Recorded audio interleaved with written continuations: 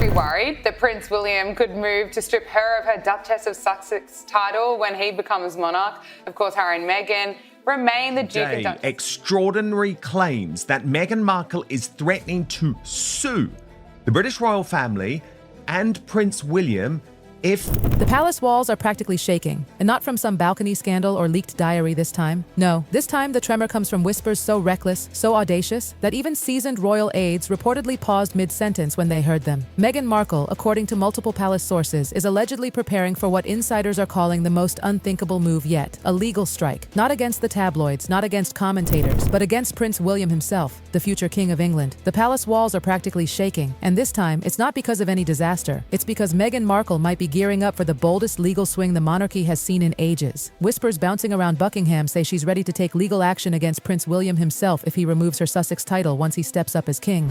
To Harry and to the rest of the royal family, we've never heard once since she's shown some sort of gratitude. And look what her life is. I don't mean making. Yes, that's the word. She's reportedly convinced she can drag the future King of England into court. And when that rumor hit royal corridors, jaws dropped. Because this isn't just bold, it's borderline delusional. A duchess, by courtesy, allegedly believing she can sue the crown itself over a title that, legally speaking, never belonged to her in the first place. The shock didn't come slowly. It hit fast, loud, and left even constitutional experts blinking in disbelief. Over a title she never actually owned in the first place. This twist has people in royal circles and legal halls looking at each other like, is this for real? The shock hit fast. Even constitutional experts, usually calm and polished, are finding it hard to keep a straight face as they label this move one of the wildest things coming out of the Mantecato circle yet. But insiders insist Meghan believes her argument is airtight. She's telling people that because she used the Duchess of Sussex styling in Hollywood deals, charity projects, and big public appearances, she now has some permanent personal claim to it. Her timing is raising even more eyebrows. But what a week on Planet Meg. She's here, she's there, she's every bloody where. In Paris, in New York, in Washington, saying this, saying that, and, as always with the Duchess of Jargon, saying nothing that... Just weeks ago, King Charles showed how powerful the crown truly is when he stripped Prince Andrew of his titles with a simple letters patent. No drama, no delays. And now sources say Meghan is in full panic mode, calling lawyer after lawyer, searching for someone willing to agree with her instead of explaining the harsh reality of how monarchy actually works. Royal titles don't work like brand deals or business contracts. They're granted at the monarch's pleasure, not earned like job perks, and they can be taken back just as quickly as they're given. The irony hits hard considering this is the same woman who once told Oprah that royal titles meant nothing to her. Yet now she's ready to go into legal battle to defend the very thing she once dismissed. King Charles's decisive move with Andrew should have made things crystal clear. That irony? It's brutal. The same woman who dismissed titles as meaningless is now allegedly willing to scorch legal earth to keep hers. And the Andrew precedent wasn't subtle. It wasn't quiet. It was swift, clean, and devastating. A reminder that in the monarchy, authority doesn't wobble for sentiment. In the monarchy, nobody, no matter how famous or glamorous, is immune from royal authority. Yet sources say Meghan sees herself as different, special, untouchable. Insiders claim she believes her years of commercial use somehow transformed a royal honor into personal property, as if branding a title gives ownership. Advisors reportedly have tried, repeatedly, to explain that monarchy does not operate like Hollywood contracts. No questions asked. Legal experts are calling the plan frivolous and even embarrassing. And the idea becomes even more shocking when you realize she's allegedly preparing to take on the future king directly. She's reportedly arguing that her commercial use of the Sussex brand, plus her philanthropic work, somehow turns the title into something she owns. The legal community is stunned. Using a royal title for branding doesn't magically make it yours. Just like renting an apartment doesn't make you the owner. One senior barrister put it bluntly, saying, "The title belongs to the crown, full stop, and the legal obstacles only get bigger from there. Royal titles are part of the constitutional system. They exist only by the monarch's authority and can't be defended through international courts." And yet, the audacity doesn't stop there. Some insiders say Meghan believes American courts could somehow override British constitutional law, but experts say no U.S. judge has the power to interfere with royal prerogatives. Trying to push that case would likely spark laughter across global legal circles. And to make things even more complicated, she's not even using the title correctly. Royal protocol states that only blood royals can place the Duke title before their name.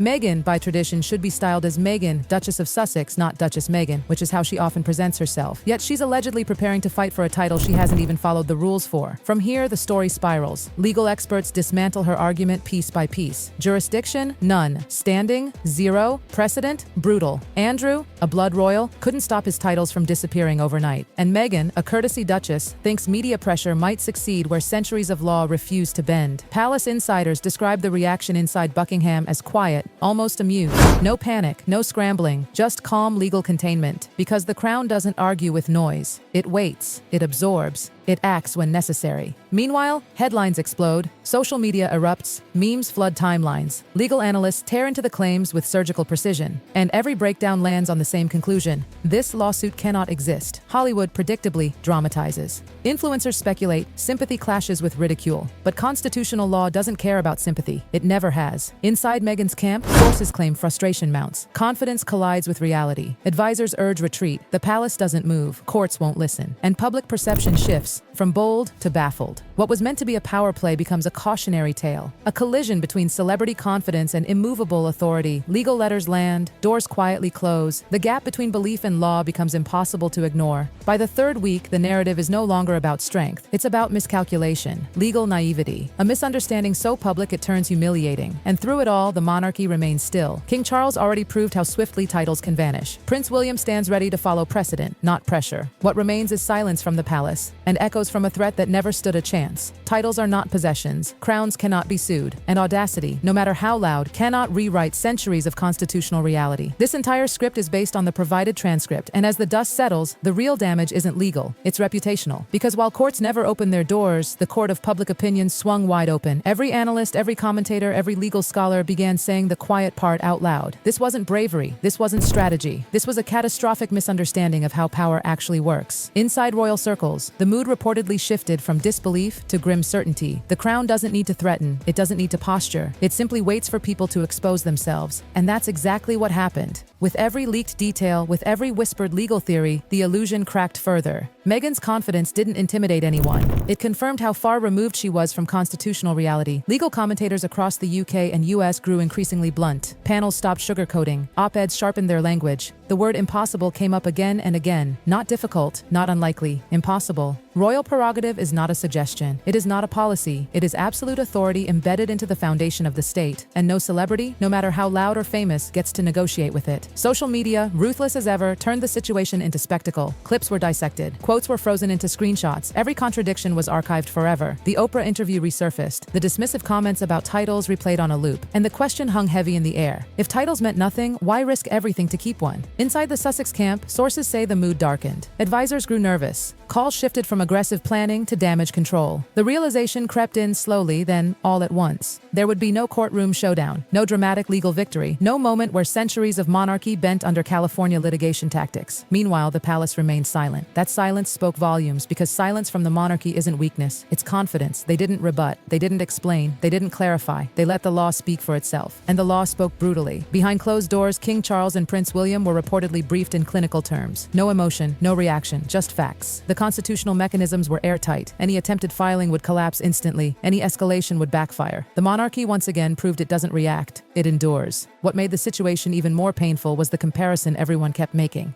Prince Andrew, a blood royal, born into privilege, deeply protected for decades, and yet when the moment came, his titles vanished in a blink. No appeal, no negotiation, no legal recourse, no. If he couldn't stop it, who exactly believed Meghan could? That comparison haunted every discussion, every article, every debate. It stripped away fantasy and left only reality. Royal titles are not rewards. They are not paychecks. They are not intellectual property. They are honors bestowed and withdrawn, entirely at the monarch's discretion. As days passed, the narrative hardened. What once sounded shocking now sounded misguided. Commentators stopped asking, will she sue? And started asking, how did she think this would work? The shift was brutal. Sympathy evaporated. Respect eroded. And the story transformed from bold defiance into public miscalculation. Behind the scenes, advisors reportedly urged a pivot. Drop the threats, reframe the narrative, focus on media strategy, not legal fantasy. But by then, the damage was done. The idea itself had already been laughed out of serious legal circles. No lawyer with credibility wanted their name attached to it. Representing such a case wouldn't just fail, it could end careers. The international implications made it worse. Diplomats quietly flagged concerns. The US government had zero interest in being dragged into a constitutional conflict with the UK over a royal title. Judges wanted no part of it. The notion that an American court could override British monarchy law was dismissed as absurd on arrival. And slowly, painfully, the truth settled in. There would be no lawsuit, no historic battle, no legal precedent rewritten, just headlines fading into footnotes, and a cautionary tale written in bold. By the time the frenzy died down, the palace hadn't moved an inch. No announcements, no changes, no acknowledgement. The crown doesn't acknowledge threats that can't touch it. And that may have been the most humiliating part of all. What was meant to project strength instead exposed vulnerability. What was meant to assert control instead revealed confusion, and what was meant to intimidate instead confirmed how completely misunderstood the system truly was. In the end, Meghan Markle didn't challenge the monarchy, she collided with it and bounced off. The institution stood exactly where it always had, immovable and indifferent. The only thing altered was perception. A title once worn confidently now looked fragile. A strategy once framed as fearless now looked reckless. And a moment meant to seize power instead stripped away credibility. The palace waits. It always does. Because history has taught it one thing over and over again. Storms pass, noise fades, and those who mistake attention for authority inevitably learn the difference the hard way. And that lesson, once learned publicly, never disappears.